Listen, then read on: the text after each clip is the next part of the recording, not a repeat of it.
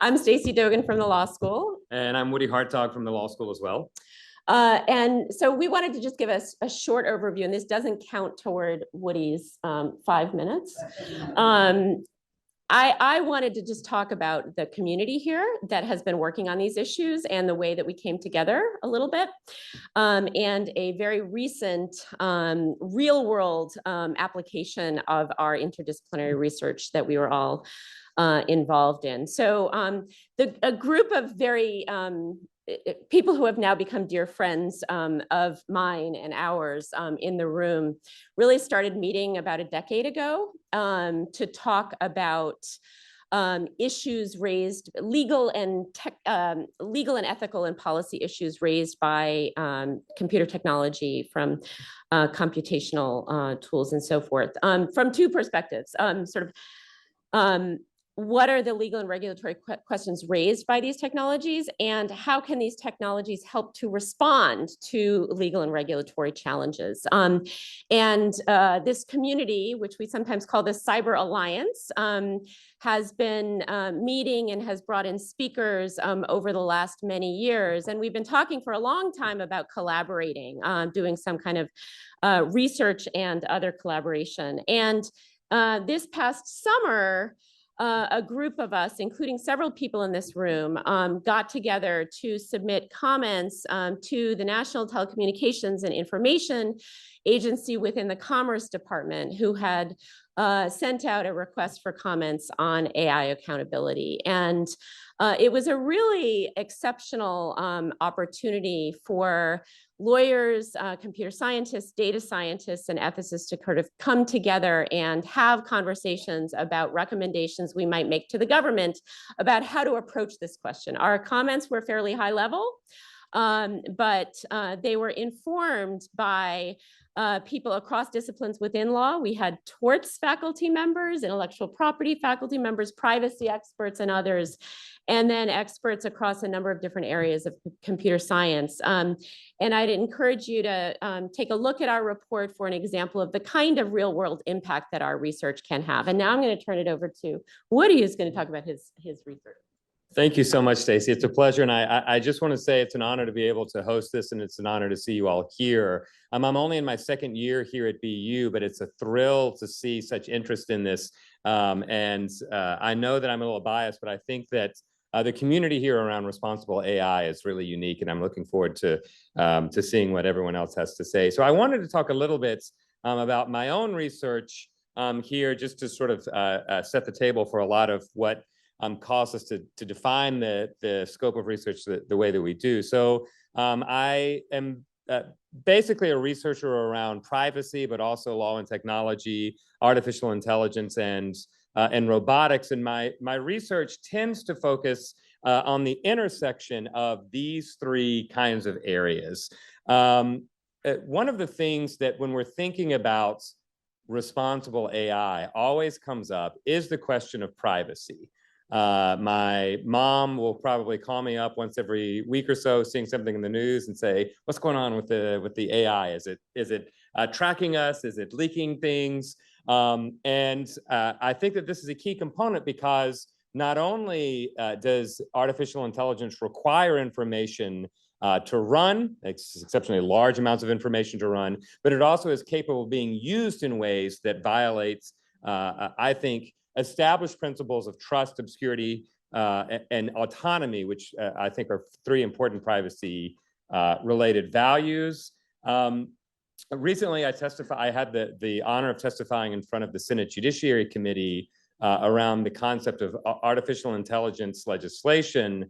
And a lot of really important issues came up around how we can build these tools to be useful to society in ways that limit some of their harmful impacts, including the impact of facial recognition technologies, which I have been very critical of over the past probably 5 to 7 years, and am happy to talk about this more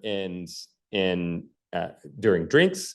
But the short of it is that I've made the case that facial recognition technology, particularly real-time surveillance, is a net injury to individuals and to society. It's something that should be outright prohibited because of its incredible potential for abuse. It is the perfect sort of tool of oppression for those that are in power that want to use it. And in my experience, thinking about meaningful privacy rules, no amount of procedural check is going to keep its abuses in play. And I'm happy to talk about that a little more.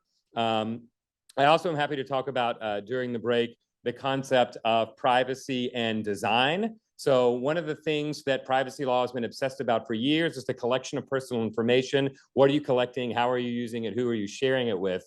But one of the things that privacy law has ignored, at least up until relatively recently, is the role that design plays. The way in which we design our tools actually matters for privacy in ways that lawmakers should care about.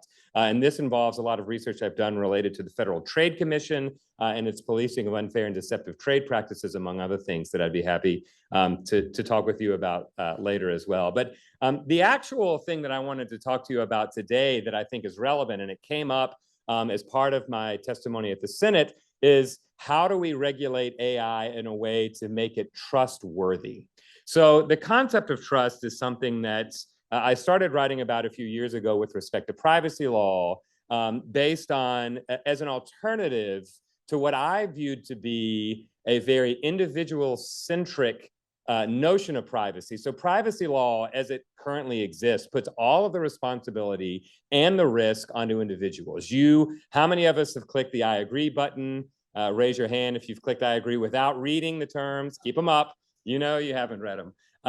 And so that makes it our problem, right? Privacy is our responsibility, whereas I have argued that people should be protected no matter what they choose. And the way to do that is to make laws that require institutions to be trustworthy. And that specifically means looking to the concept of loyalty.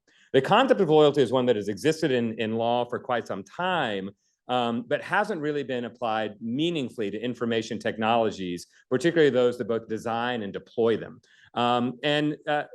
This was something that when we first proposed it, seems to be kind of a radical idea, but has over the past 3 to 5 years worked its way into law and policy into some interesting ways.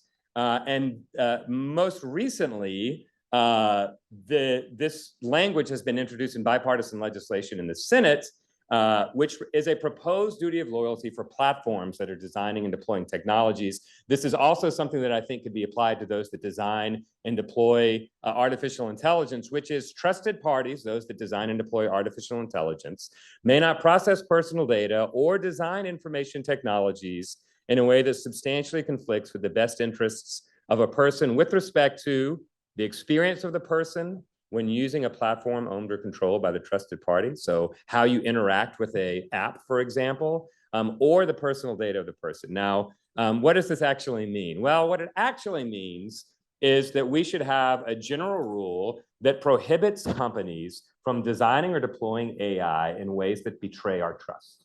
Right? And the ways in which we do that is through a general duty and then through a series of specific duties. One would be loyal personalization. I've argued that we should have rules that require, for example, limits on cross-contextual behavioral advertising. And I know that there may be some debates around that, but I feel like that's a way to rein in some of our deepest excesses. The idea of loyal gatekeeping, does anyone recognize this? This is the user interface used in Cambridge Analytica that was at the heart of the FTC's complaint for unfair and deceptive trade practices.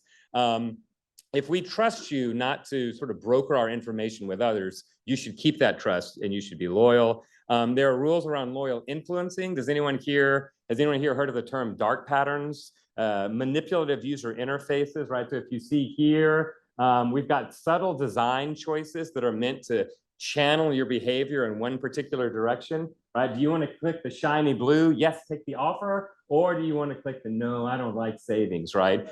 Everything about this interface guides you towards making a particular choice. If that choice is against your best interest, I argue it is disloyal and should be prohibited by law. And then I just want to make sure I'm respecting my own timelines here. Loyal mediation. So modern technologies are designed so that people can interact with each other, right?